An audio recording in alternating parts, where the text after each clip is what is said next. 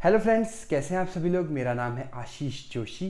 दोस्तों, आज की वीडियो में हम बात करने वाले हैं नाइट्रेशन के बारे में, जो कि electrophilic substitution reaction of benzene का एक पार्ट है।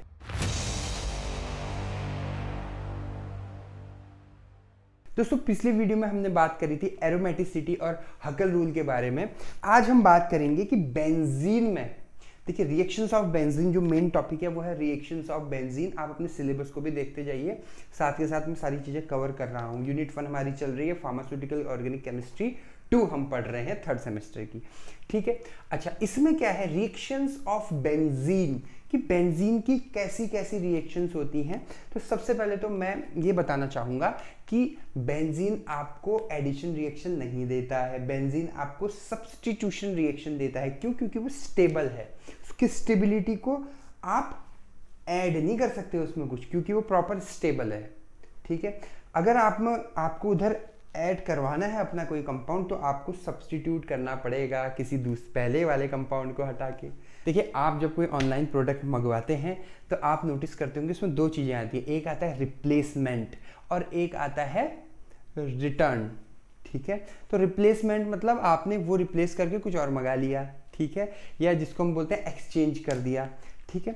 तो उसी तरह से हम इसको करेंगे रिएक्शंस ऑफ बेंजीन में, ठीक है। ये क्या करता है, इलेक्ट्रोफिलिक, कौन सी देता है, इलेक्ट्रोफिलिक सब्स्टिट्यूशन रिएक्शन देता है, सब्स्टिट्यूशन रिएक्शन देता है, ठीक। अब देखिए, इलेक्ट्रोफिलिक सब्स्टिट्यूशन रिएक्शन क्या होता है, हमने आज इसके सिर्फ एक को पढ़ना है, वैसे 5 होते हैं, ठीक है, लेकिन थोड़ा सा मैं बेसिक बता देता हूं। इलेक्ट्रोफिलिक सब्स्टिट्यूशन रिएक्शन ये होता है जब कोई इलेक्ट्रोफाइल आके अटैक करता है, अटैक ऑफ इलेक्ट्रोफाइल, ठीक है, उसे बोलते हैं इलेक्ट्रोफिलिक, और वो सब्स्टिट्यूट कर देता है किसी को, तो सब्स्टिट्यूशन रिएक्शन। अब जो कंपाउंड इलेक्ट्रोफाइल होगा या इलेक्ट्रोफिलिक होगा, वो कौन सा होगा, पॉजिटिव चार्ज कंटेनिंग आयन होगा या नेगेटिव चार्ज कंटेनिंग आयन होगा। तो देखिए, इलेक्ट्रोफिलिक मतलब इलेक्ट्रॉन को ढूंढने वाला, फिलिक इलेक्ट्रोफिलिक, और जैसे ना हाइड्रोफिलिक, हाइड्रोफोबिक, फोबिक मतलब डर, है ना, फोबिया बोलते हैं ना। तो हाइड्रोफिलिक मतलब जिसको हाइड्रो मतलब H2O, ठीक है, वाटर, ठीक है। हाइड्रोफिलिक मतलब जो वाटर से हेट करता है, सॉरी लव करता है, हाइड्रो वाटर की ओर जाता है। वैसे ही इलेक्ट्रोफिलिक मतलब जो इलेक्ट्रॉन की ओर जाता है। अब इलेक्ट्रॉन में कौन सा कंपाउंड, कौन सा चार्ज होता है, देखिए, प्रोटॉन में पॉजिटिव चार्ज होता है, न्यूट्रॉन में कोई चार्ज नहीं होता, और इलेक्ट्रॉन में नेगेटिव चार्ज होता है। तो जो भी इलेक्ट्रोफिलिक कंपाउंड होगा वो मतलब इलेक्ट्रॉन को ढूंढता हुआ जाएगा, तो खुद कौन सा होगा, वो पॉजिटिव चार्ज वाला कंपाउंड होगा, क्योंकि अगर ये नेगेटिव हुआ तो ये नेगेटिव की ओर क्यों जाएगा, ठीक है। Opposite pole attract to each other, ये पता है आपको। तो कहने का क्या मतलब है कि इलेक्ट्रोफिलिक सब्स्टिट्यूशन रिएक्शन में जो इलेक्ट्रोफाइल होता है हमेशा पॉजिटिव चार्ज, मतलब इलेक्ट्रोफाइल होता ही हमेशा पॉजिटिव चार्ज कंटेनिंग कंपाउंड है, आयन है। मैं इतने जोर देके इसलिए बोल रहा हूं ताकि आपका जो पूरा कंसेप्ट है वो क्लियर हो जाए, ठीक है। अच्छा, इसमें जो है मुख्यतः 5 प्रकार की अभिक्रियाएं होती हैं। अब देखिए, हिंदी में बोल दिया, ठीक है। 5 टाइप्स ऑफ रिएक्शंस होती हैं। पहला होता है नाइट्रेशन। तो आज हम पूरा फोकस करेंगे अपना नाइट्रेशन में। नाइट्रेशन अगर आपको एक समझ में आ गया तो आप बाकी और भी आसानी से समझ जाओगे, क्योंकि लगभग एक जैसा है, सेम सा है कंपाउंड, ठीक है। तो आज हम बात करेंगे नाइट्रेशन के बारे में। देखिए, नाइट्रेशन में क्या है, हमने इसमें 2 चीजें पढ़नी है। पहला हमें पढ़ना है इसकी रिएक्शन, और फिर पढ़ना है हमने इसका मैकेनिज्म, ठीक है। तो पहले हम बात करते हैं इसकी रिएक्शन के बारे में कि रिएक्शन क्या होती है, ठीक है। तो सबसे पहले हम बात करते हैं रिएक्शन की। देखिए, रिएक्शन की अगर हम बात करें तो सिंपल सी प्यारी सी रिएक्शन होती है। जो बेंजीन है हमारा, क्योंकि हम रिएक्शंस ऑफ बेंजीन पढ़ रहे हैं तो बेंजीन से ही हम रिएक्ट करवाएंगे। तो बेंजीन जो है हमारा, उसकी रिएक्शन होती है नाइट्रिक एसिड के साथ, HNO3 के साथ, in the presence of any acid, H2SO4 हम यहाँ पर ले लेते हैं। और क्या क्या बनता है आपका, ये कंपाउंड बनता है, जो NO2 है वो यहाँ अटैच हो जाता है। जरूरी नहीं यहाँ अटैच करें, हम यहाँ भी अटैच कर सकते हैं। अलग अलग बुक्स में अलग अलग दे रखा है, तो आप कंफ्यूज मत होना, बेसिक कंसेप्ट को समझ जाना, तो आप कहीं भी अटैच करवा सकते हैं, ठीक है। इसका नाम होता है आपका नाइट्रोबेंजीन, नाइट्रोबेंजीन, बेंजीन, ठीक है। तो ये नाइट्रोबेंजीन बनता है आपका। इस प्रोसेस को बोलते हैं हम नाइट्रेशन। अगर आपको एग्जाम में आए तो यहाँ लिख भी सकते हैं benzene, nitric acid, sulphuric acid, तो थोड़ा अच्छा इंप्रेशन पड़ता है, ठीक है। तो ये हो गया इसकी रिएक्शन। अब हम पढ़ेंगे इसका मैकेनिज्म, ठीक है। मैकेनिज्म क्या होता है, देखिए इसमें ना 3 तरह की स्टेप्स होती हैं। There are 3 types of step. हम पहले पढ़ रहे हैं स्टेप 1 के बारे में। स्टेप 1 में क्या होता है, देखिए स्टेप 1 मतलब सबसे पहले क्या होगा आपका, स्टेप 1 में आएगा इलेक्ट्रोफिलिक जनरेशन या इलेक्ट्रोफाइल जनरेशन या जनरेशन ऑफ इलेक्ट्रोफाइल। सबसे पहले इलेक्ट्रोफाइल जनरेट होगा, इलेक्ट्रोफाइल जनरेट होगा, ठीक है। सबसे पहले क्या होगा, इलेक्ट्रोफाइल जनरेट होगा। अब कैसे इलेक्ट्रोफाइल जनरेट होगा, ठीक है। HNO3 और H2SO4 की रिएक्शन होगी। HNO3 दोनों ही एसिड हैं, एक ज़्यादा है एक थोड़ा कम है, कोई बात नहीं, लेकिन दोनों ही एसिड है आपके। अब इसमें क्या होगा, इसकी भी अपनी, इसके अंदर भी एक मैकेनिज्म होती है। क्या होता है, H2SO4 पहले ब्रेक होता है H पॉजिटिव और HSO4 नेगेटिव में, वैसे ही H, और ये जो है जो H पॉजिटिव है उसका वो इसके OH नेगेटिव के साथ अटैक करके वाटर बना देता है, ठीक है। ये इसकी बेसिक, इसके अंदर की मैकेनिज्म है, जिसके बारे में मैं ज़्यादा डिस्कस नहीं कर रहा हूँ। बस दिमाग में ये रखना कि H2SO4 से हाइड्रोजन निकलता है और HNO3 से OH निकलता है, और ये बाद में एक हो जाते हैं जो वाटर बन जाता है, मतलब वाटर रिमूव हो जाता है, ठीक है, H2O। अब देखिए एग्जाम में ये आपको नहीं लिखना है, अब ये भी बात ध्यान रखिएगा, बहुत लोग इसको एग्जाम में भी लिख के आ जाते हैं, ठीक है। एग्जाम में इसको नहीं लिखना है, सिर्फ इतना ही लिखना है। और ये O थोड़ा मैं अच्छे से बना देता हूँ, ठीक है। तो H2O निकलेगा, तो मैंने आपको बताया था इसमें से क्या निकलता है, H पॉजिटिव निकलता है, तो यहाँ क्या बचा, H निकल गया, तो क्या बचा HSO4। तो HSO4 नेगेटिव प्लस यहाँ से OH निकलता है, ठीक है। तो OH निकल गया तो NO2 है ना, एक हाइड्रोजन थे, 3 ऑक्सीजन थे, एक नाइट्रोजन था, नाइट्रोजन वहीं का वहीं रहा, ठीक है। हाइड्रोजन निकल गया और 2 O2 बचे, तो NO2 पॉजिटिव। क्या ये सबको क्लियर हो गया, बहुत ही बेहतर। तो यहाँ पर हम देख सकते हैं एक जो है इलेक्ट्रोफाइल जनरेट हो गया है, नाइट्रोनियम आयन इसे बोलते हैं, और यहाँ पर हम लिख देंगे इसको इलेक्ट्रोफाइल। तो ये इलेक्ट्रोफाइल जनरेट हो गया, तो जनरेशन ऑफ इलेक्ट्रोफाइल पहला स्टेप था, ठीक है। अब है स्टेप 2। स्टेप 2 क्या होता है आपका, generation of electrophile, attack of electrophile. Electrophilic substitution reaction में सबसे पहले इलेक्ट्रोफाइल ही अटैक करता है, न्यूक्लियोफिलिक सब्स्टिट्यूशन रिएक्शन में न्यूक्लियोफाइल अटैक करता है, ठीक है। तो अटैक ऑफ इलेक्ट्रोफाइल, इलेक्ट्रोफाइल जो है क्या करेगा, अटैक करेगा। कैसे अटैक करेगा, कहाँ अटैक करेगा, किस पे अटैक करेगा, ऑब्वियसली बेंजीन पे अटैक करेगा, ठीक है।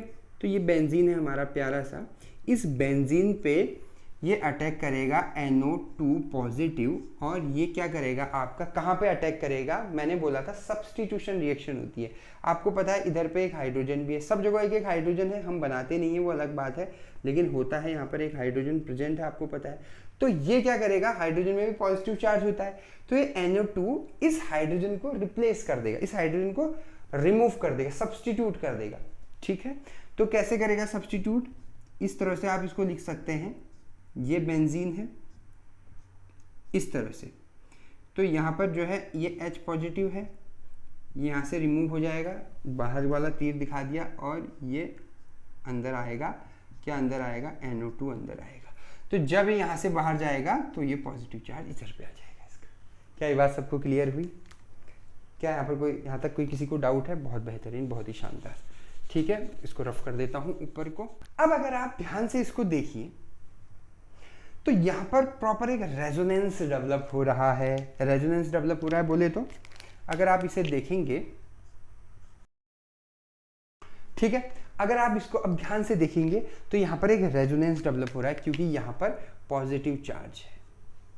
देखिए एक मैं आपको ट्रिक बताता हूँ, रेजोनेंस कहाँ पर हो रहा है वो देखने का सिंपल तरीका ये है कि जहाँ पर चार्ज सिंगल और डबल ऐसा दिख रहा है आपको, मतलब वहाँ पर रेजोनेंस हो रहा है।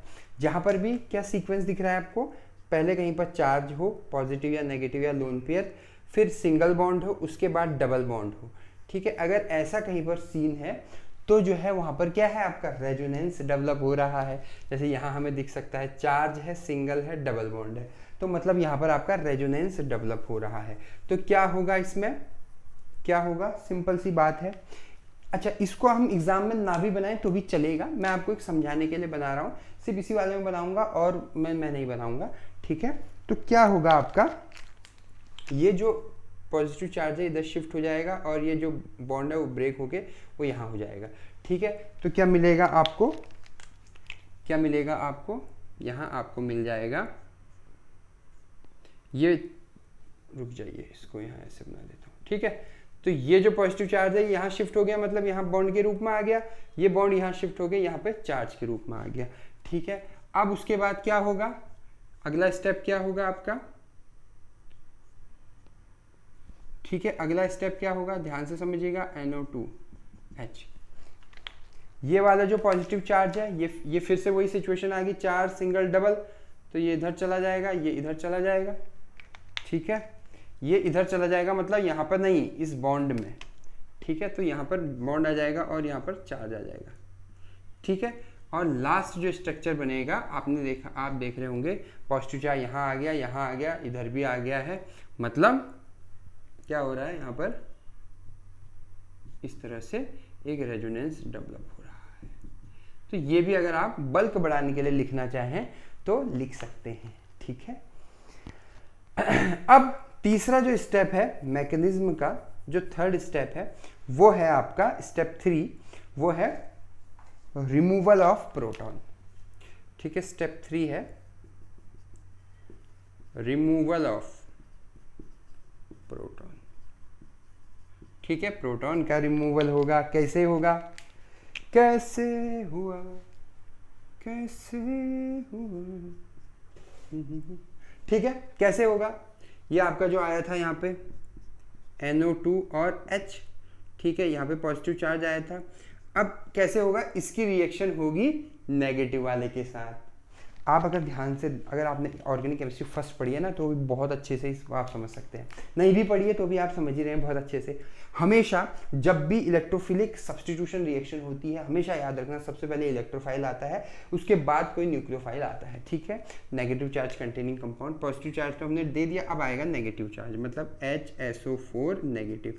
चूंकि ये नेगेटिव है इसीलिए ये इस पॉजिटिव को यहाँ से ले जा लेगा, अब ध्यान से समझिएगा, ठीक है, नेगेटिव पॉजिटिव, ठीक है, ये इसको खींच लेगा और जैसे ही इसको खींचेगा ये बॉन्ड जो है, ये वाला जो बॉन्ड है हमारा, ये ब्रेक होके इधर आ जाएगा और ये यहाँ से रिमूव हो जाएगा। क्या बात सबको क्लियर हुई? तो क्या बन जाएगा हमारे पास, ये हाइड्रोजन चला गया,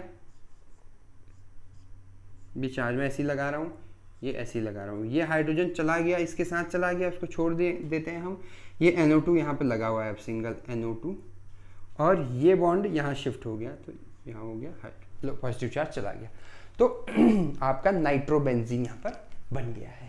तो ये था छोटा सा नाइट्रेशन की रिएक्शन थी। एक बार रिवाइज कर लेते हैं। हमने आज पढ़ा कि नाइट्रेशन कैसे होता है। हम पढ़ रहे हैं बेंजीन की रिएक्शंस, जिसमें हमको पता है कि बेंजीन जो है वो इलेक्ट्रोफिलिक सब्स्टिट्यूशन रिएक्शन देता है। उसमें पहली रिएक्शन हमने आज पढ़ी नाइट्रेशन, जिसमें हमने 3 स्टेप पढ़े हैं, ठीक है। पहला स्टेप है जनरेशन ऑफ इलेक्ट्रोफाइल, ठीक है। कोई भी इलेक्ट्रोफाइल आता है वो जनरेट होता है, मतलब आता नहीं है, वो जनरेट होता है। कैसे जनरेट होता है?